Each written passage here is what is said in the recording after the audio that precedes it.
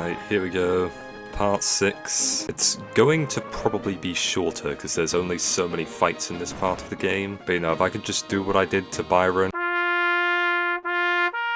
to, you know, the other bosses of this game, then I think that things will go very smoothly. So after last episode, which featured me getting fucked over both by luck and my own stupidity, I knew that I had to start becoming a lot more strategic in my battles from this point on.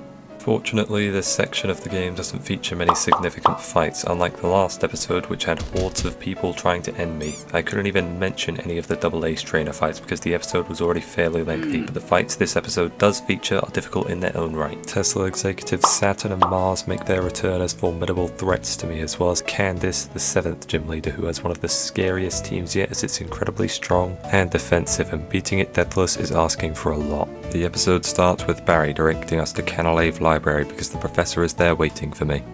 He says he's willing to forgive me for stealing valuable assets from him so long as I complete a very simple task for him. That being that I have to go to Sacred Lands, home to a lake encircling the tomb of a mythical god.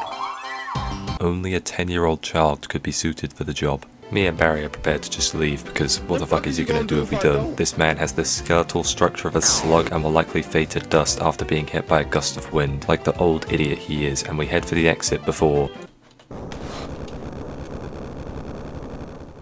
Oh, not again. We hear an explosion before Barry tells us to look at the news, doesn't matter what channel, we turn it on and oh my god, they've hit the third lake. Today we've had a national tragedy. I take a moment to ponder as to what group of people could possibly be responsible for this, and there's only one person that I know who is well equipped with powerful explosives of mass destruction and would use them against the environment. That being Eggman, with Elon Musk coming in at a close second. I go check it out and find out that it is in fact Elon who is responsible for this attack, and after heading up to the lakefront, I noticed the damage caused should be much more severe than just the water being dried up. We heard that explosion and felt the tremors from it on the other side of the fucking country. That's quite big. The destruction here should resemble that of Hiroshima. How is the center of the lake completely fine? I walk inside the cabin in the middle of the lake and find that the femboy from the manor has returned and just kidnapped the elf who was living in this cave. I'm not too sure why, maybe they want to ruin Christmas, I don't fucking know at this point.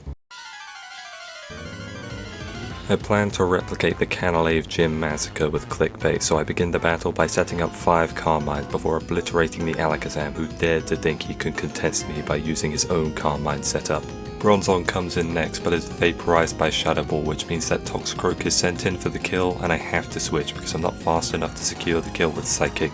So I switch into Thymon, who I'm sure is able to outspeed with a Choice Scarf and can tank the fake out upon switching in. Oh no. No. You've got to be shitting me there. So prior to this fight, I assumed that the AI in Pokemon was hard-coded to go for Fake Out on its first turn, and I'm not too sure why, and now I've lost one of my strongest Pokemon because I can't be asked to take these things into account. Shrek is brought out and can live a cross chop before firing off an Earthquake for the kill, but now Octillery threatens with an expert but boosted Seed Bomb, so I switch out into Machamp, who has his Flame Orb activate while this pea shooter fails to deal any sort of damage. I then use my Guts boost to beat the shit out of this beta build birder before doing the same to the following Rhydon, and with that, the battle has been won. Saturn then begins describing Tesla's master plan in great detail and briefly mentions that the piece of shit responsible for killing DK is located at Lake Verity, so I go there under the assumption that Rowan and Dawn are getting their arse beat. I go over there and find out that they are in fact getting their arse beat with Mars just up ahead. I decide that I'm actually going to have some form of plan this time so as to avoid any deaths, and so the battle begins.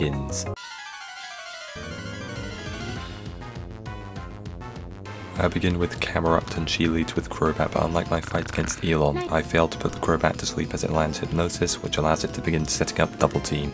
After Apple Pie decides that his nap time is over after like 3 turns, Crobat has already set up 4 double teams, but Camerupt has no concept of what the number 4 even means, so he just ignores the accuracy and lands a Yawn. The next few turns feature me spamming Flamethrower and praying that it connects, which it does manage to at least once, but Crobat then proceeds to wake up, miss a Hypnosis before we manage to connect with another Yawn. A Brave Bird means that I have to switch after missing a final Flamethrower, so I send in Omelette because Crobat doesn't have a single poison type move, but he wakes up on the switch damage, and both of us miss our following moves. Crobat finally manages to connect with another hypnosis, which gives it a huge amount of options that it can abuse so as to destroy my team, and without a safe switch, there is little I can do, and I simply have to wait to see how Crobat will devastate my team in its elevated position of +6 evasiveness.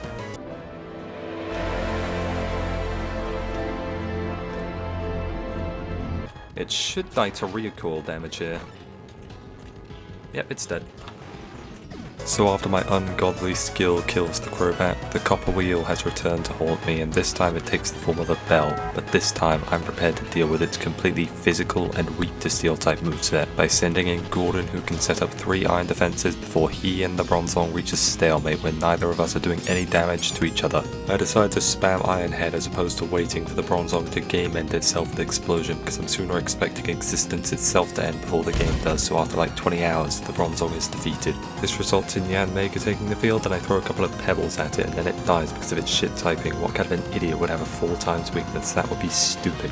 Kangaskhan is now brought in and threatens my 4 times weakness to fighting, but my previously mentioned iron defenses means that they do about 30 damage, and after dodging multiple crits, Kangaskhan falls. The final Pokemon that Mars has is her signature Perugly, but just like the last time I fought it, the fight is completely one-sided, and after realizing that it's doing about 3 damage per hit, Perugly just gives up and leaves, which results in our victory. I can't stand Aggron. I can't stand him! I hate him!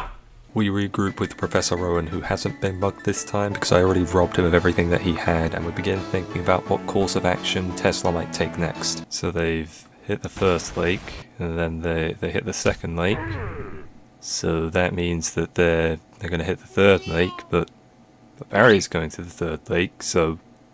Oh shit, they're gonna fucking murder Barry. I figure it'd be stupid to go to the area with shit tons of ice types without a new fire type addition to the team, so I catch a Magmar at the Fugo Ironworks and now have it evolve into a level 12 Mortar from the hit game Clash of Clans. And I begin my journey up Mount Coronet and on to Route 216 and pass through Route 17, but not before Maylene shows up with clothing that ensures that she is going to freeze to death in a matter of minutes. She evidently wants me to die because she gives me Focus Blast and ensures me that it's a great move and is sure to defeat the next gym leader. Moving on, I travel further up the route, almost suffocating at times, where I catch a snow run near the end of Route 217, followed by an Abomasnow at the Acuity Lakefront. We go up the path that leads to the lake, but it's blocked off by rock climb. On the top of the hill blocking our path, we see Barry, who has no idea what's waiting for him. I try to yell at him, but it's too late.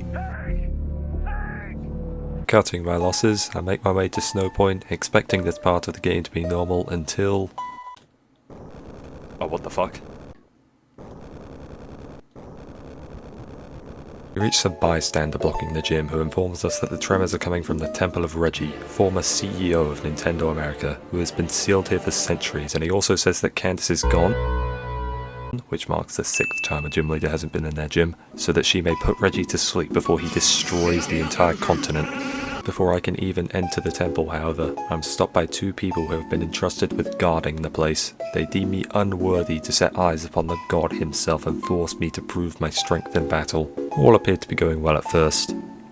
Until it wasn't. Magmortar was on the team for like 10 minutes and his first debut has him dying to Brigadium, so I'm fairly sure this is just natural selection as opposed to fault on my part. Eventually they're defeated and we are granted access to the temple, where I'm stopped in my path by one of the most difficult bosses of them all. A puzzle from a 2006 DS game designed to be solved by 10-year-olds. Along the way I encounter a Steelix who can hopefully make use of its steel typing to support me in the upcoming gym fight.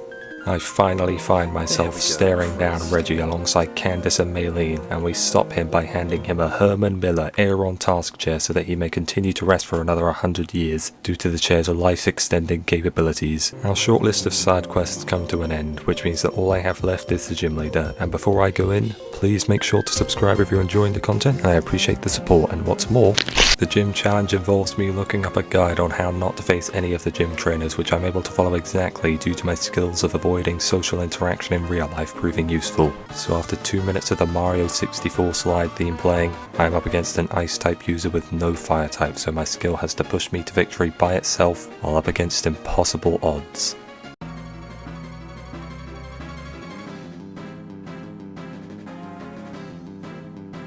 The battle begins with Abomasnow setting up Hail as I send him a champ who has been pre-burned in order to one-shot Abomasnow, and my fighting type baits in Weavile with Technician boosted Aerial Ace. I take this opportunity to switch into Sneck, who can set up a Sandstorm to break the sash on Weavile before landing a Rock Climb which fails to get the kill. And now I have to switch into Gordon out of fear of a potential flinch or crit leaving me in a bad position, and I set up some iron defenses whilst I wait for Weavile to die from Sandstorm chip. The Weavile unfortunately lives however as Sandstorm subsides, so I kill it after my final iron defense, which baits in Mamoswine to take my life with a quad super effective Earthquake, but because of my iron defenses he begins to experience the suffering of a +6 defense aggron. The Mamoswine is then disposed of as Wall Rain renders my iron defense setup useless with its special offensiveness, so I'm forced to switch out into former US President Barack Obama. Obama can set up a light screen before launching energy balls, all while leftovers keep him healthy, and Wall Rain simply cannot overcome the security of Obama's presidency, and so she dies to a series of energy ball drone strikes.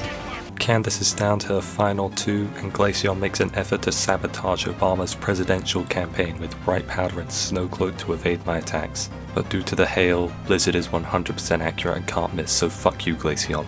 This is why you're only available in Black and White 2's post-game, you irrelevant twat. I do make a small blunder however and misclick an energy ball which misses, and combined with my light screen wearing off, Obama finds himself at the end of his 8 years of presidency and has to leave office to allow Kermit the Frog, who lives the combination of Blizzard and Hail chip on 12 HP, to stand against the cold canine.